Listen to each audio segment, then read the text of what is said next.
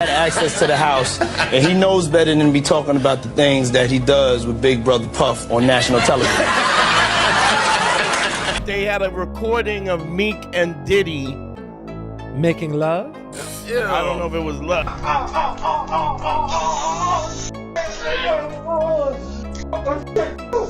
They want to make it. They want to make it so badly. You get these vulnerable people. Parents are letting you do this because they want to make it so badly. Yeah. And then you record them probably and say, if you do anything, we got this on you.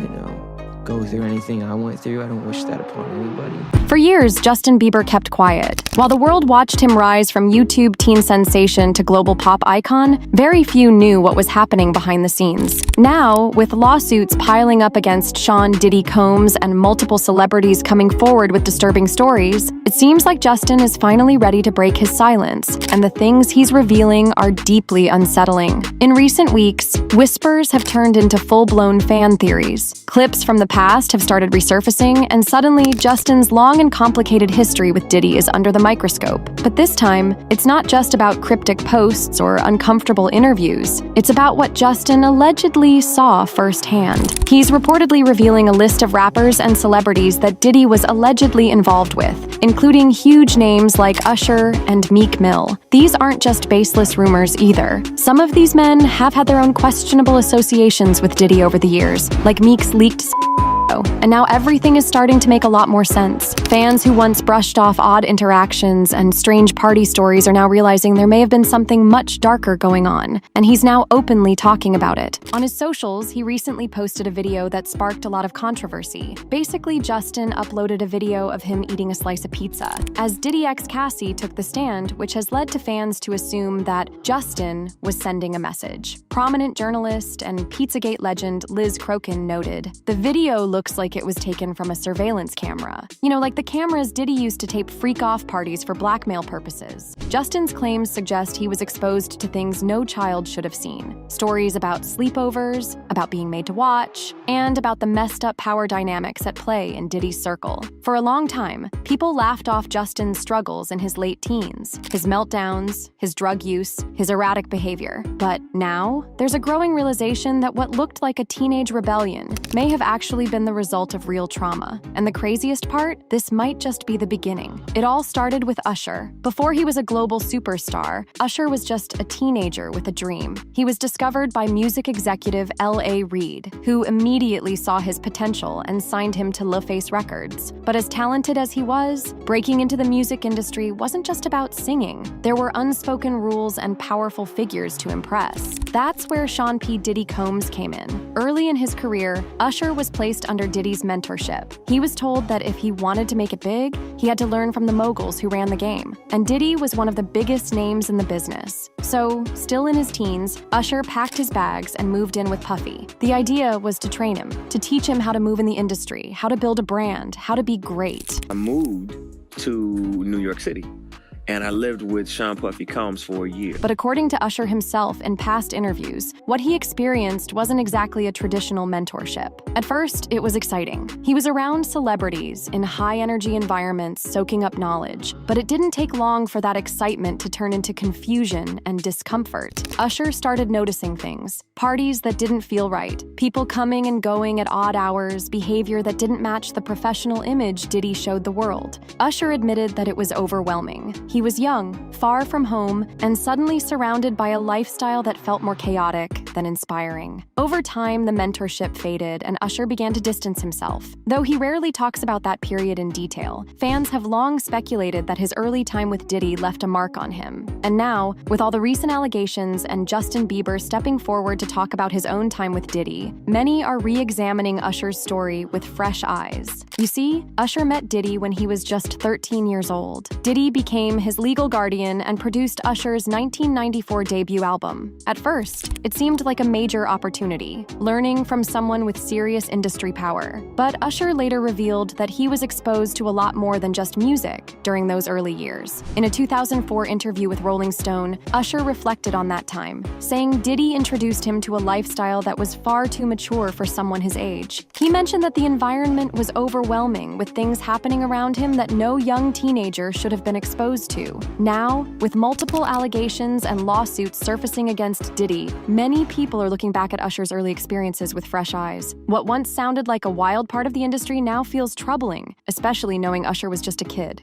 We used to wake up and, damn, pause, but like, just back in the days when he was like 10 and I was a little bit older, his older brother, we used to fight over the frosted flake. During his 35th birthday celebration back in 2013, Usher opened up about his early years in the industry and the influence Sean Diddy Combs had on him as a teenager. According to reports from Daily Mail, Diddy was present at the event when Usher made a candid speech about how he was introduced to the fast-paced world of celebrity life. "I was introduced to everything by Puff Daddy when I was only 15, Usher said, recalling the kinds of parties and the lifestyle that came with being around Diddy. Despite admitting he'd had a taste of it all, he made it clear that he never let those experiences control him. He even added that he wouldn't take back the advice Diddy had given him over the years. Later, in a 2016 interview on The Howard Stern Show, Usher reflected on that same time period. He brought up Diddy's infamous Puffy Flavor Camp, a nickname for the gatherings and trips that were part of Diddy's mentorship. Usher described those parties as places where very curious things were happening. And when Stern asked whether he would ever send his own children to something like that, Usher didn't hesitate. Hell no. I did say is that there were very curious things taking place, and I didn't necessarily understand. Looking back now, in the context of the ongoing allegations surrounding Diddy, Usher's past comments feel even more important. What once seemed like wild industry stories now raise serious questions about what young artists were being exposed to behind closed doors. Usher hasn't publicly said much about Diddy in recent years, and his silence has been especially noticeable ever since the wave of lawsuits and serious allegations against the Bad Boy Records founder began flooding the headlines. While other artists have distanced themselves or subtly acknowledged the situation,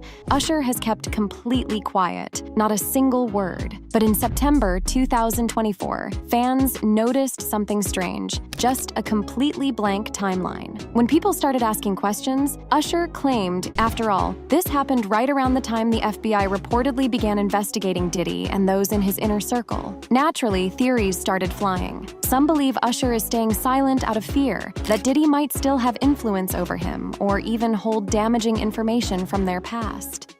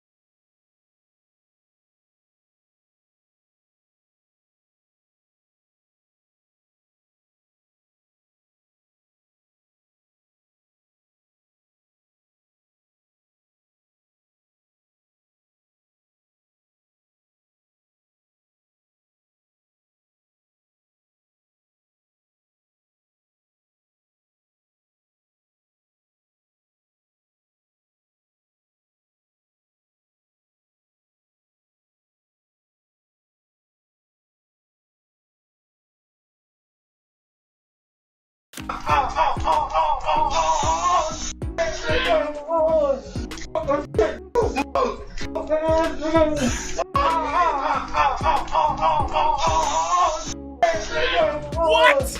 Yo, wait a minute. So, Meek basically shut down Jones's accusations in a whole marathon of posts on X. You know, Twitter's new name now. He was like, "No man or Watt would ever approach me about gay activity, and the whole place don't get flipped. Woke up seeing this on every blog like they know I'm coming. LOL." That's classic Meek right there. Always raw, unfiltered, and straight to the point on social media. But this time, that same unpolished vibe kind of worked against him. Instead of calming things down, fans and followers jumped on his every word, especially since he was so loud about declaring his heterosexuality. It almost felt like the more he insisted, the more people dug in with questions and jokes. But Meek Mill, who's been linked to Diddy in all kinds of stories over the years, has been pretty clear about shutting down the rumors that there was anything romantic or sexual between them. You might have heard about some wild parties they've both been to together, including that infamous 2014 Grammys party that Meek actually hosted. Yeah, that one got broken up by the cops, which only added to the drama and speculation. But despite all the rumors flying around, Meek has consistently denied that anything like a sexual relationship ever happened between him and Diddy. Their connection mostly comes from the music world. They worked together quite a bit between 2012 and 2015. For example, Meek is featured on Diddy's track, "I Want the Love," and Diddy returned the favor by appearing on Meek's song, "Cold Hearted." So it's clear they had a professional relationship and some creative chemistry. But beyond that, Meek's made it pretty obvious that the rumors about them going beyond that are just that, rumors. It's interesting because when two big names like